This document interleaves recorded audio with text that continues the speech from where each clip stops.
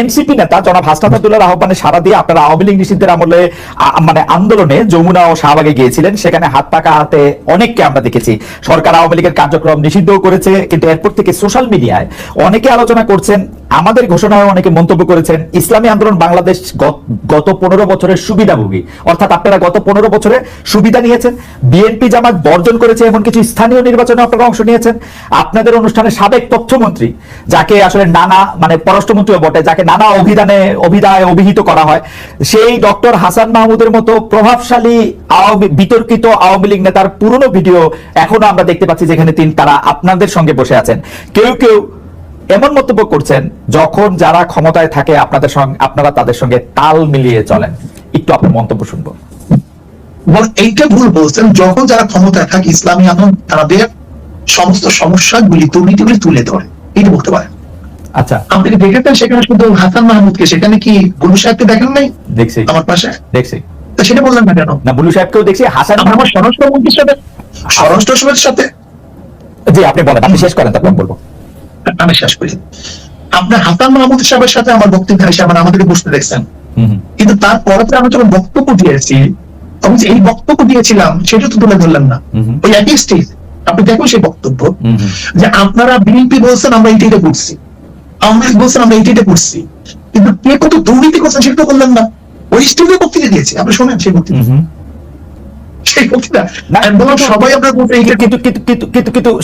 ওই বক্তব্য অনেক বেশি সুগার কোটেড, নাম্বার 1।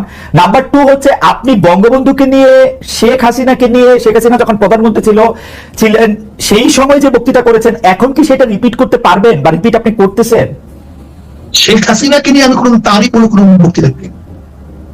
শেখ হাসিনাকে নিয়ে কোনোদিন প্রশংসামূলক, বঙ্গবন্ধুকে নিয়ে, শেখ সাহেবকে নিয়ে কেন বক্তৃতা করেছি, এটা কি এখন করবেন কিনা আবার? 100 বার শোনেন, কেন করবো সেটাই বলি।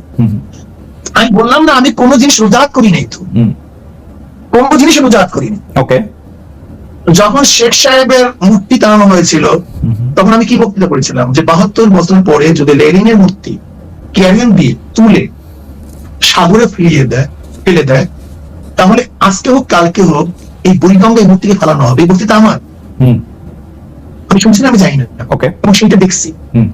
শেখ সাহেবের নিয়ে যে বক্তৃতা করেছিলাম, এটা কি বলতে চেয়েছি দেখেন, শেখ সাহেবের পরিবার কিন্তু দেশে আসছে ইসলাম প্রচার করার জন্য। আমার মূল উদ্দেশ্যটা কি ছিল? শেখ সাহেব প্রথম কেন অ্যারেস্ট হয়েছিলেন?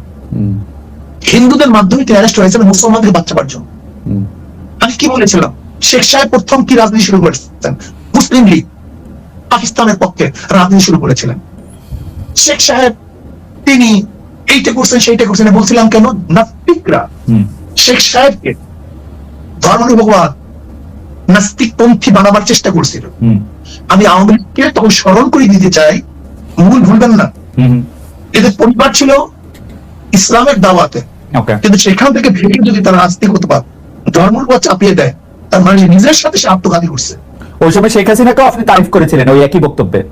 আপনি একই লাইনে বলেছিলেন যে শেখ হাসিনাও সেই বাবারই উত্তরাধিকার। আমার যদ্দূর মনে পড়ে আমি এবং তিনিও একই রকম ভালো মুসলমান, তিনি ভালো কাজ করেন।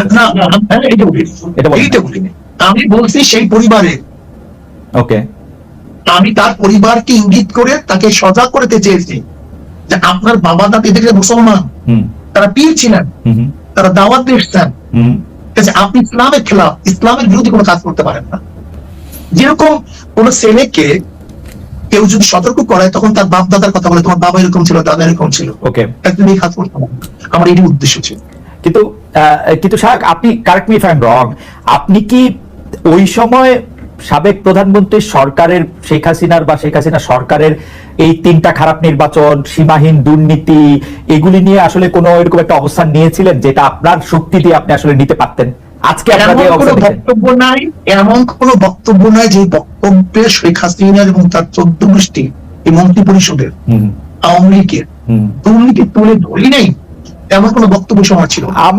আমার একটা রিডিং হলো আপনারা সেই সময় প্রধান শত্রু হিসেবে গণ্য করতেন হচ্ছে জামাতে ইসলামীকে, তারপরে আওয়ামী লীগের মন্ত্রীদের কিছু দুর্নীতির কথা আপনি বলতেন, কিন্তু বাংলাদেশের যে মানুষের উন্নয়ন, বাংলাদেশের মানুষের সুবিধা, সেগুলির কথাও বলতেন। তার ফলে সরকার, মানে সেই সময়কার সরকার একরকম খুশি হতো পীর সাহেব চরমনায়ের উপর বা শাহেকে চরমনায়ের উপর, যে তারা আসলে আমাদের পক্ষেই থাকছেন।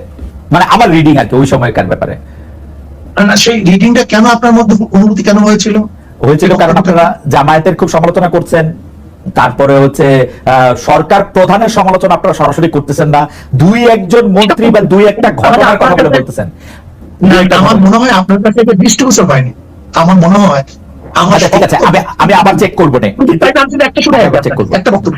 জি আমি পল্টন এসে আপনার সালাওয়ার দিতে বলেছিলাম যে শেখ হাসিনা, আমি শুনি সে বক্তব্য, জি আমি শুধু একটা এরকম 50টা বক্তব্য দিতে পারবো জি যে শেখ হাসিনা আপনাকে ভারত বাঁচাতে পারবে না, আপনাকে বাঁচাতে পারবে না, আপনাকে পুলিশ মিলিটারি আপনাকে বাঁচাতে পারবে না, আপনাকে ভারতে অবশ্যই ভাবতে হবে। সে বক্তৃতা শুনিয়ে না, অনেক আগের বক্তৃতা।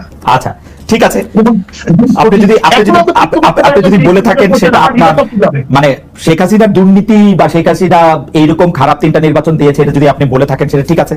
আমার দর্শকরাও নিশ্চয়ই শুনেছেন, শুনবেন, আমিও শুনেছি সরকারের প্রতি আপনার সমালোচনা ছিল, কিন্তু সেইটা ছিল হচ্ছে 2 বা 3 নম্বরে, 2 বা 3 নম্বরে সরকারের প্রতি আপনি মাননীয় সাহেব সরকার প্রধানের প্রতি ইউ আর সফট, সরকার প্রধানের প্রতি।